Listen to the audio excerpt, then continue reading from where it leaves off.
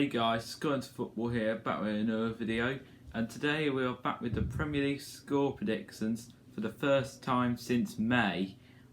They are finally back for the 2021 to 2022 season, to 21 to 22 season, and we start off with game week 1. So lots of exciting games to start with. 10 games to start with 20 teams taking part in it, with a few derbies and a few big classes taking place with us, and big top teams and some newly promoted teams as well coming up into the Premier League. So right then, guys, let's get straight into it then. The first game is tonight's game on the Friday night game, which is tonight. Brentford versus Arsenal. Newly promoted Brentford at home in their new stadium, which opened last season, but unfortunately it couldn't open in front of the fans last season.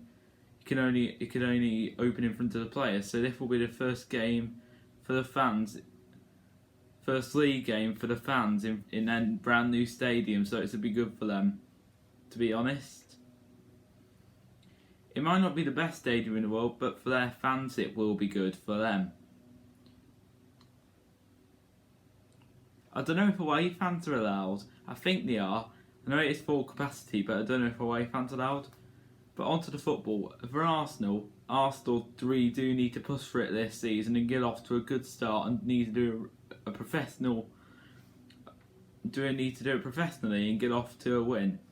There, can I see Arsenal winning? Here, I think Brentford will surprise everyone, and I think, like everyone's saying, and I don't think it'll be easy for Arsenal here. I think it will be a 1-1 draw here. I don't think Brentford will do enough to get all three. Both teams will be pushing to get all three, so I'm going to go in and say it's going to be a draw. So Brentford 1, Arsenal 1. Right, the next game now. Man United versus Leeds. The Roses of Manchester and the Roses of Yorkshire derby. It's not the biggest derby, but it is a fierce rivalry derby. To be honest, between two teams, Man United and Leeds, because they can be both well hated at times, can't they? Leeds can be well hated at times, so can Man United at times, to be honest.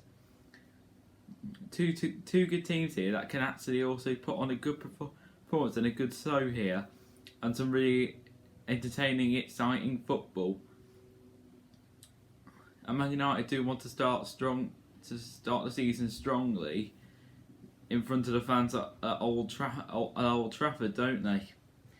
And Leeds will put up a really good fight here. Can they cause an upset? I think Man United will edge it here slightly, and I do think it will be a 2-1 win for Manchester United. It could go the other way to Leeds. Leeds certainly do not want to lose 6-2 like last season, but I think it will be different this season, as it's in front of the fans, and there's always a difference when it's played with the fans, isn't it? So I think it'll go Man United's way. So Man United 2, Leeds 1. We'll see what else happens. Right, the next game now, Burnley versus Brighton.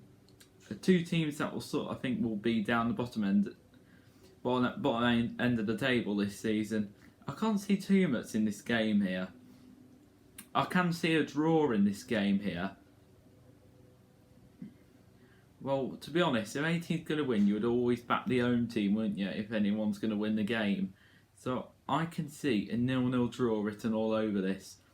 Or I can actually see a 1-1 draw, but with Brighton, you always tend to get a lot of 0-0 draws and a lot of draws, don't you? But if anyone's going to win this game and not get a draw, I think it will be Burnley. But I am going to say a 0-0 draw. So Burnley 0, Brighton 0. Right, the next game now, we've got Chelsea versus Crystal Palace. For Chelsea, the holders of the Champions League and the Super Cup. Of course, they really want to go for the Premier League this season. season, and I think they can get off to a good start with a win here over Crystal Palace, who have got a lot of concerns for the Premier League this season in order to survive. And I do think it will be a tough season for Palace this year. I think as Royalton's left and he's now gone to retire, and he brought in Patrick Vieira. He hasn't got too much managerial experience, but everyone's got to give him a chance. As Palace have had a lot of players leave, mostly on free agents. Yeah, mostly on free agents, haven't they? But they have brought in some good players, some Championship signings, and some players that have played in the Premier League. Like one player who played in the Premier League last season. But I do think he can survive this season, but it's not the best way for Palace to start the season away at Chelsea. So I think it will be a win here for Chelsea, so quite an easy win here. So Chelsea 3, Crystal Palace 0. Right, so next game now we've got Everton versus Southampton. Well, I can see one goal in this game here. I can't see these two teams doing much this season because Everton have appointed Rafa Benitez, and Southampton have had their top goal scorer from last season, Danny Ings, leave the club. We're trying to focus on the prediction, aren't we? I do think Everton will win this game, and I think it will be really competitive, but Everton will edge the game. So Everton 1, Southampton 0. But it will be interesting. You can't write off Southampton, so you can't underestimate them, can you? Right, so next game now we've got Leicester versus my team Wolves. That'll be an interesting game. That'll be up there for one of the most entertaining games this tomorrow. But if any team's gonna win this game, I do think it will be Leicester. If I'm being honest on the Wolves' perspective here, but also my heart is saying here that we can get a 1-1 draw though.